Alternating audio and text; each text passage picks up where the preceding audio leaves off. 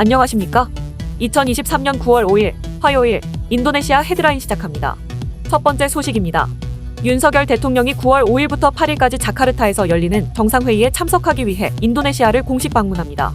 윤 대통령은 오는 6일 한 아세안 정상회의와 아세안 플러스3 정상회의, 한 아세안 인공지능 청년 페스타, 아세안 정상회의 의장국인 인도네시아 주최갈라 만찬 등에 참석합니다.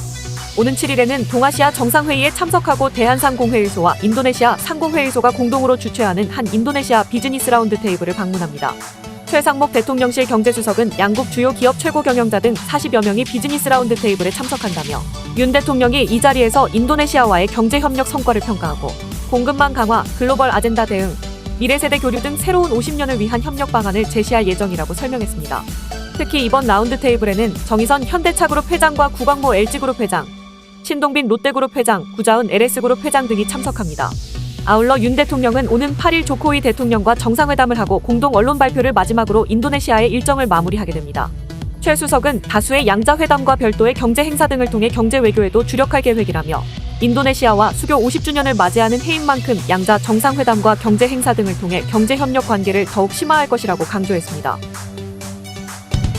다음 소식입니다. 전 세계적으로 인플레이션이 예상했던 것보다 고착하면서 글로벌 경제 성장이 둔화할 것으로 보이지만 회복력을 보여주는 지역 등도 나타나고 있다는 분석이 나왔습니다. 국제신용평가사 무디스의 국가신용등급 담당이사는 미국 CNBC 방송과의 인터뷰에서 전 세계적으로 성장 둔화를 예상하며 이는 무역 환경과 역내 자금 조달 접근성을 통해 아시아에 영향을 미칠 것이라고 말했습니다. 이어 성장 둔화의 배경으로 고금리와 금융시스템 스트레스, 중국의 성장 둔화를 꼽았습니다. 그는 세계 중앙은행들이 금리 인상을 통해 세계 경제를 이끌고 인플레이션 극복을 위한 경제 조정 정책 추세를 창출했지만 인플레이션 위험은 여전히 고착화하고 있다고 지적했습니다. 특히 미국의 경우 인플레이션이 40년 만에 최고치를 기록하자 연방준비제도가 지난해 3월부터 꾸준히 금리를 인상해 현재 5.25에서 5.50%까지 올린 상태입니다.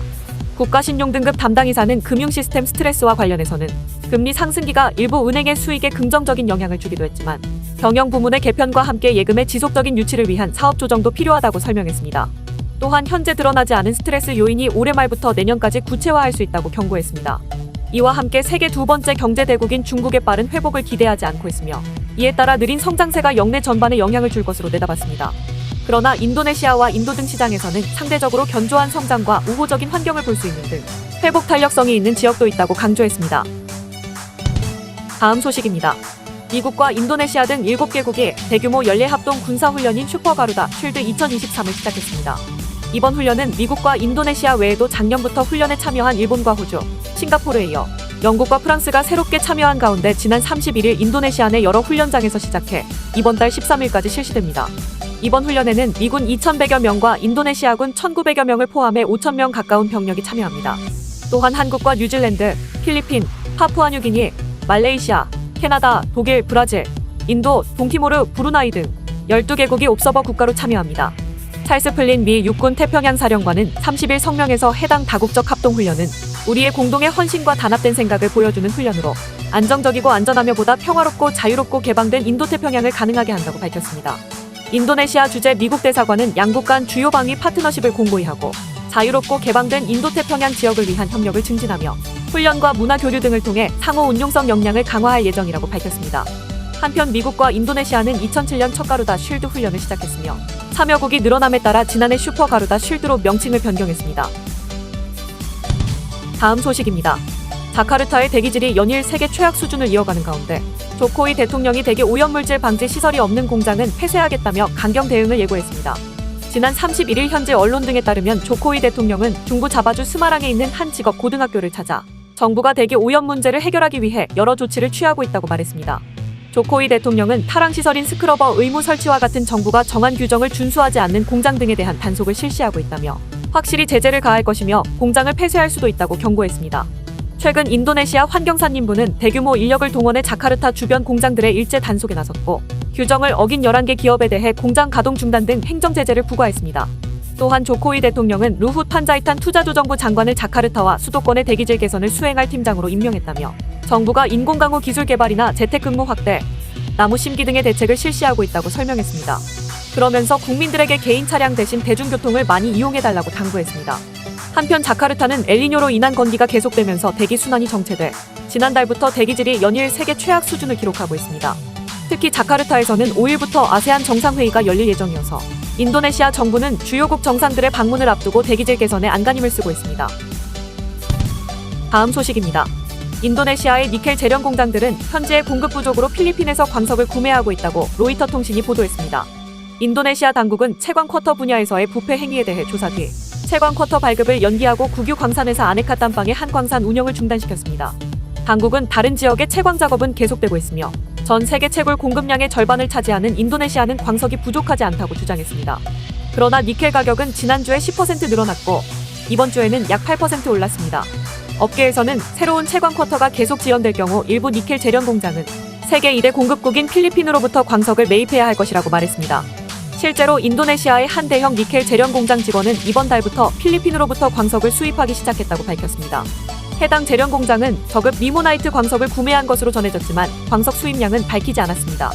특히 인도네시아의 무역 데이터에 따르면 상반기 인도네시아는 53,864톤 니켈 광석을 수입했고 이는 지난해 연간 수입량 22,503톤보다 2배 가까이 많아졌습니다.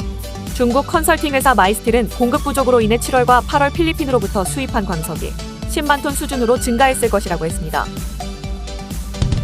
다음 소식입니다. 우리나라 외교부는 한국과 인도네시아 수교 50주년을 맞아 인도네시아 외교부의 의전용 전기차 5대를 기증했다고 밝혔습니다. 기증한 차량은 제네시스 G80 전동화 모델 1대와 아이오닉 5 4대입니다.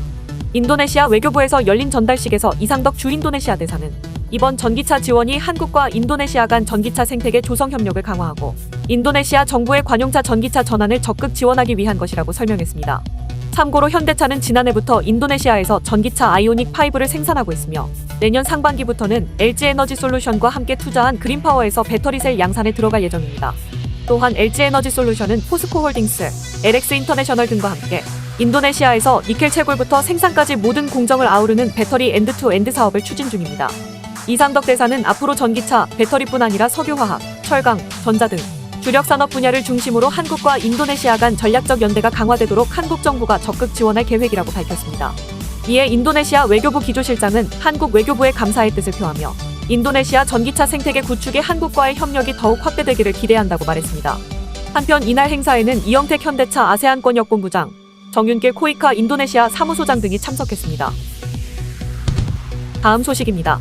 인도네시아 경찰이 일명 로맨스 스캠 사기로 수백 명의 피해자를 낸 중국인 일당 수십 명을 체포했습니다. 지난 30일 현지 언론에 따르면 인도네시아 경찰은 중국 당국의 제보를 받고 리아우 섬 바탐의 카라 산업단지에서 중국인 남성 83명과 여성 5명을 체포했습니다. 참고로 로맨스 스캠이란 연애를 뜻하는 로맨스와 신용 사기를 의미하는 스캠의 합성어입니다. 경찰에 따르면 이들은 인도네시아의 한 산업단지 건물에 모여 지내면서 전화나 온라인을 통해 연인을 찾는 것처럼 접근한 뒤 투자 등의 명목으로 돈을 요구해 가로채거나 노출 영상을 보내도록 유혹한 뒤 돈을 주지 않으면 유포하겠다고 협박하기도 했습니다. 인도네시아 경찰은 이들이 얼마나 오랫동안 인도네시아에서 활동했는지와 얼마나 많은 돈을 갈취했는지는 밝히지 않았습니다. 또한 피해자들이 대부분 중국인으로 보이지만 인도네시아인이 있는지도 조사 중이라며 만약 인도네시아인이 없다면 바로 추방하겠지만 있다면 송환하지 않고 국내법에 따라 처분할 것이라고 설명했습니다. 한편 인도네시아 경찰은 2019년에도 온라인 사기로 수백만 달러를 가로챈 중국인 85명과 인도네시아인 6명을 체포한 바 있습니다. 시청해주셔서 감사합니다. 다음 시간에 뵙겠습니다.